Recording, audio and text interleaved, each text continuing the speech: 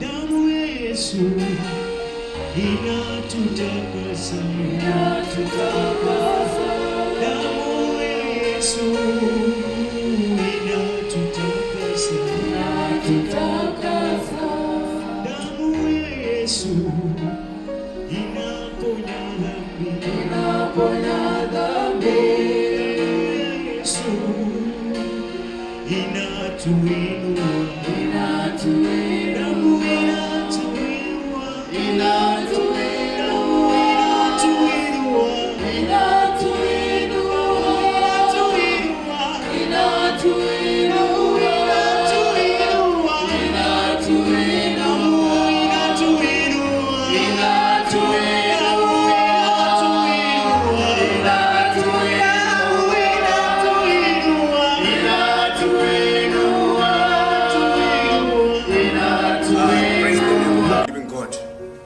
Here is the servant of God, Bishop Jackson Otinga of Gethsemane Ministry. I stand here to preach the word of God to each and everyone who is hearing me and who is ready to receive the word from God. My message today is, who will remain to stand? In the Bible we have many servants of God who remain standing even the time of trouble.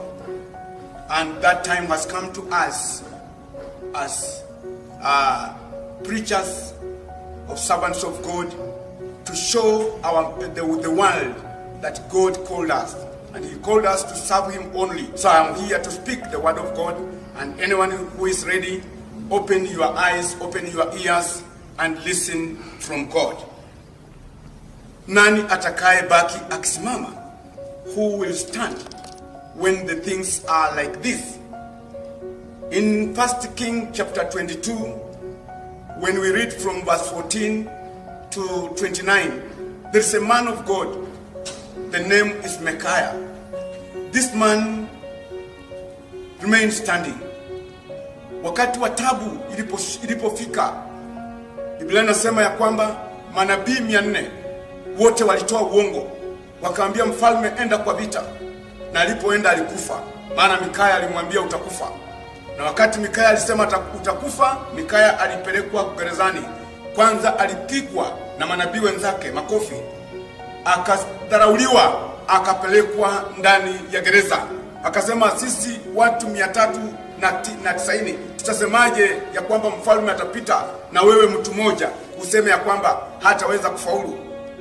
Akasema kwa gereza nitaenda, lakini ikiwa mfalme atarudi kama ako hai, basi huyo si Mungu ninayeabudu na sitamwabudu tena. Na kwa ukweli walimtoa gerezani na utukufu mkubwa na heshima kuu. Mnajua mtu anayebaki akisimama ni mtu ambaye anasimama kwa ukweli. The one that must remain standing is the one who knows the truth, who is speaking on the behalf of God. When God says something, you speak it to the people because it is not yours. So what I am speaking today, it comes from God, and I cannot regret for what I am saying. Bwana asifiwe sana. Kwa yote ambaye ananisikiza katika dunia nzima, ni ya kwamba mtu ambaye atabaki akisimama. Kama wewe ni Mkristo, ujiulize utabaki kwa Ukristo ama utaanguka. Maana kanisa limeondoka. Unaweza toa sadaka kama hujaona ile kikapo? Maana wakati ulipokula unaletewa kikapo ni kama unalazimishwa kutoa sadaka. Lakini saa hii imefika saa ya kuona mtu anayeweza toa sadaka yake bila kuona hiyo kikapo. Umetoa fungo la 10 bila kuona hiyo bahasha. Umeamini Mungu wako, wewe umebaki ukisimama. Lakini saa imefika ambaye watu hawataamini, hawatabaki wakisimama, kwa sababu walikuwa wakienda kufuata watu wengine. Alikuwa anaenda kanisa kwa sababu ni Jumapili, watu wanaenda kanisa, anafuata watu. Hataki kubaki nyumbani kwa sababu ni Jumapili. Lakini saa imefika ya kwamba isiwe siku ya Jumapili, kwa maana Mungu ni wa kila siku. Mungu ni wa wakati wowote, na ndio anauliza ni nani atakaye baki kwa neno langu akiwa amesimama kama Micaiah. Micaiah tutampata wapi sasa hivi? Where are we going to find this man? Tuangalie katika maandiko. Tukienda katika kitabu cha Danieli tunapata kuna vijana waliosimama, Meshaki, Shadraka na Abednego. Walipoambiwa ya kwamba watatupwa katika ile hali la moto, hawakujali chochote. Walisema ya kwamba hata kama nikufa tutakufa huko ndani. lakini hatutaabudu Mungu mwingine, tutabaki tukisimama kwa Mungu wetu. Inabidi ya kwamba kama wewe umeokoka, simama kwa huyo Mungu kwa lolote lile. Korona ikuje haiwezi kukutoa kwa Mungu. Magonjwa ikuje haiwezi kukutoa kwa Mungu. Uwe maskini hautaacha Mungu wako. Ufutwe kazi bado wewe unaabudu Mungu. Kanisa lifungwe bado wewe unaabudu Mungu. So wakati na kama huu Mungu anauliza nani atakaye baki akisimama. Ulikuwa ukisema uko na imani. Imani gani sasa? Tuonyeshe imani yako. Kwa maana tukienda katika Biblia, katika kitabu cha Wafalme, kuna mtu ambaye alikuwa anaitwa Elijah. Elijah aliua manabii 400. Alisema asibaki hata mmoja kwa sababu walikuwa waongo. Wakati ambapo alitabiri, miujiza ikatendeka. Alisema tunataka kuona Mungu wa ukweli ni nani. Walilete maji wakamwaga kwa sadaka, na wakasema iteni Mungu wenu ili ya kwamba aakishe moto hapa. Waliita Mungu kutoka asubuhi mpaka jioni. Walijikata mikono yao, lakini Mungu wao hakuja. Elijah aliposimama aliita Mungu dakika moja tu. Alisema na ujulikane kuwa wewe ndiye Mungu. Elijah akasimama, amesimama, akabaki amesimama. Manabii wote wakaanguka chini, wakakimbia, wakaenda kwa kaona kwamba kumbe walikuwa wanaabudu Mungu asiyejulikana. Na hata sasa kuna watu katika makanisa ambaye wanaabudu Mungu asiyejulikana. Mara kwa mara ni kuambia watu kupanda mbegu, ni kuambia watu maneno mazito, kutundika mizigo juu ya watu, lakini hao wenyewe hawabebi. Na ndio sababu Mungu akaniambia niwaambie wandugu na wadada, hii ndio saa ya kuweza kuona kweli nabii wa kweli ni nani. So unapomsikiza mtu, muangalie background yake, angalia maisha yake, angalia vile anavyoenda. Usiweze kuambia watu promises ambayo wewe ufanye. Kama wewe unabaki ukisimama, simama kwa neno lako. Kuwa mwaminifu kwa yale ambayo unayosema. Kama unasema usiibe, wewe uwe wa kwanza, wewe si mwizi. Kama unaambia watu watoe, wewe kwanza toa. Waone ya kwamba kweli hata baadhi yako iko mbele. Kwanza nakwambia toa, panda mbegu. Yeye mwenyewe afanye, yeye anapandanga wapi? Jiulize jambo hili. Ndio maana Biblia inatuambia hapa ya kwamba hii ni wakati mgumu ambao shetani amechukua kibali na anataka kuona ni nani atakayesimama. Wewe unajua wakati wa David na Goliath. Nyinyi mnajua hiyo story. You know. Lakini David alimwambia Goliath ya kwamba wewe umenijia na silaha zako, lakini mimi nimekujia kwa jina la yule ninayeamini. David peke yake alisimama. Ndugu zake waliosoma waliogopa. Jeshi kubwa liliogopa. Askari mzima alikataa. Mtu na bunduki yake anaogopa mtu huyu. Anasema jini inaua mtu. Huyo sio mtu wa kuendea na mkono mmoja. Hata mfalme alipomwambia kwamba anataka kwenda kupigana na Goliath, mfalme alimwambia kwamba nakupatia mavazi, nakupatia silaha. Akamwambia hapana, niko na silaha ya kutoka mbinguni. Mtu aliyebaki kama amesimama ni mmoja. Alipofika mbele ya Goliath, alimwambia Goliath ya kwamba kweli umekuja. Vile umekuja na silaha zako zote, mimi nimekuja vile niko hivi, lakini kwa jina kutajulikana kuna Mungu.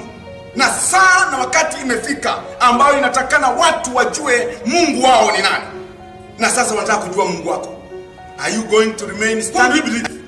Kama unaamini huyu Mungu ambaye mimi ninahubiri habari yake, usistishwe na mambo ambayo inakuja, sababu yeye ni mkuu kuliko yote katika dunia hii. Hebu tuangalie katika Revelation chapter 12 verse 12. Inasema ya kwamba shetani hana muda, hana time ya kucheza hapa duniani. Anakuja mbio kuwafagia Wakristo, kuwafagia watu ambao walikuwa wanajiita Wakristo. Hawezi fagia mtu wa roho. Anafagia Wakristo ambao wanaenda kanisa kuongeza hesabu. So kama ulikuwa umeenda kuongeza hesabu, bye bye. Na kama wewe ulikuja kuokoka, okoka. Shika Mungu, simama na Mungu, kufa na Mungu, kwama na Mungu, uende mbinguni. Mimi nimekwama naye na Mungu huyo. Hivi karibuni Kristo anakuja, lakini kabla hajakuja kuna ishara hapa. Anasema lazima itendeke. Soma brother hiyo kitabu ya Ufunuo. Kwa hiyo shangilieni enyi mbingu. Nyinyi mkaao humo. Ole wa nchi, ole wanayekaa duniani.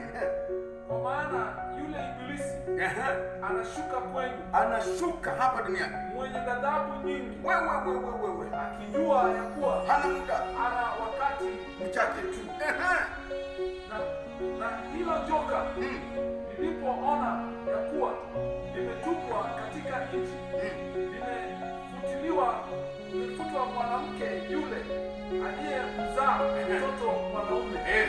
Mwanamke yule akapewa mabawa mawili, ile ya taa ya yule mkubwa, ili aruke aende zake nyikani. Basi mchezo wako. Unasikia vile iko? Inasemekana kwamba Ibilisi amejua kwamba hana muda. Hii mambo yote inatendeka, Ibilisi anakuja kwa sababu hana muda. Anataka kuua watu wa Mungu. Anataka kuua kanisa. Anataka kuua nyumba yako. Anataka kukuletea magonjwa. Anataka kufanya ukose kazi. Anataka kukufanya umaskini. Hii shida yote inapokuja kwako, unasema kwamba hata kama kweli bishop anasema tuende kanisani, nitakula nini? Amesema niende kanisani, watoto wangu wataendaje shule? Na wanasema niende kanisani, nitafanya hii mambo yote yameletwa na Ibilisi, kwa maana hana wakati, hana saa. Amekuja kuangamiza dunia.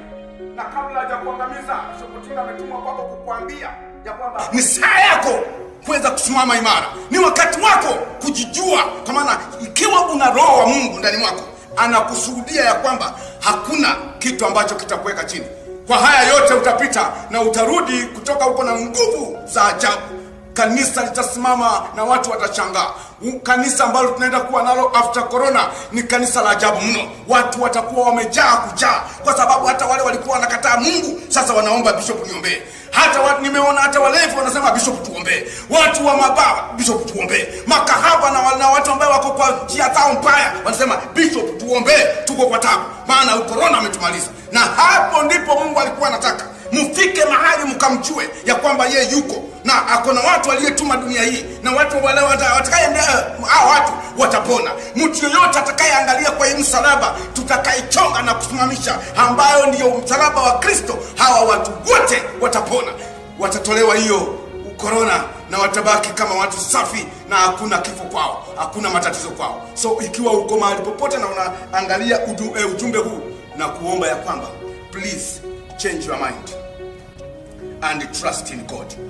If you believe in this God that I'm preaching, your life will not be the same again. This corona will not touch your servant, will not touch your child, will not touch you, will not touch your husband, will not touch your job. You will come out strong. So it's your time. Try this God and see what you need. The last verse that we want to read, ile kitabu ya mwisho ambao ninataka tusome, is the signs of the last days. It's in Luke chapter 21. Verse 9. Yeah. Nyinyi mtakaposikia habari ya vita na fitina, msitishwe, maana hayo hayana budi kutokea kwanza. Ule si mwisho, huja upesi. Hii mambo ya corona sio mwisho. Hatuwezi sema dunia imeisha saa hii. Bado dunia inaendelea. Enda mbele kidogo. Kisha aliwaambia, taifa litaondoka kupigana na taifa. Bado taifa litapigana na taifa. Na ufalme kupigana na ufalme. Watu watapigana hapa na pale. Kutakuwa na mitetemeko mikubwa ya nchi. Tetemeko la ardhi litakuwa. Na njaa ya tauni. Mahali. Kila mahali kutakuwa na njaa. Na mambo ya kutisha na ishara kuu kutoka mbinguni. Amen. Haya yote yanakuja. Hii ndio ishara za siku za mwisho. Anasema taifa litaondoka kupigana na taifa. Anasema kutakuwa na njaa. Amesema kwamba kutakuwa na njaa ya ajabu. Na mtu atakayebaki amesimama ni yule ambaye hata kama kuna nitasaidia mwingine. Mtu ambaye hana lakini ana kila ako nacho, anasema sitakula peke yangu, nitakula na mtu mwingine. Huyu ndiye Mungu anatafuta. Kwa hivyo nataka nikuombee kwa hiyo pesa yako, kwa hiyo mali yako, na kwa hiyo maisha yako, ya kwamba utakapobaki kama umesimama, utabaki na neno la Mungu, utabaki ukiwa mwokovu, utabaki ukijua unaenda mbinguni, utabaki ukiwa safi ndani ya moyo wako, na mali yako yote umeshaweka kwa Mungu. Huyu ndio mtu ambaye ameweka akiba mzuri. Akiba ambao umeweka kwa banki itaoza, lakini akiba uliyoweka kwa Mungu itapatikana ya kwamba imekusaidia. Nataka nikuombee. Kiwa ready, guza mahali pale ambapo unaumwa. Guza mahali ambapo unahitaji Mungu. Ikiwa kuna kazi yako ilikuwa imesimama, biashara yako imesimama, inua mkono wako juu. Ikiwa watoto walikuwa wanakusumbua kwa nyumba, inua mkono wako juu. Familia yenu imekuwa mbaya, hii ndio wakati wa kuaminia. Na kama unataka mtu fulani aokoke, weka jina lake kwa roho yako ninapoomba, Mungu anaenda kumguza na huyu mtu atabadilika. Tunaomba. Jehova, kwa sababu ni uwezo na mamlaka ulionipa ili ya kwamba niwasaidie watu duniani, naomba ya kwamba vile ulivyoniambia sisi ndio tutakayekomboa dunia hii, utatupatia dawa katika wakati huu ulio mgumu. Lakini saa na wakati nilio nayo hapa, na waombea wa ndugu na wadada ambao wamesikia ujumbe huu, popote walipo, waupeleke ujumbe huu kwa mwingine. Hiyo pia ni njia ya kusaidia watu wapate kuokoka na wapeane maisha yao kwa Kristo.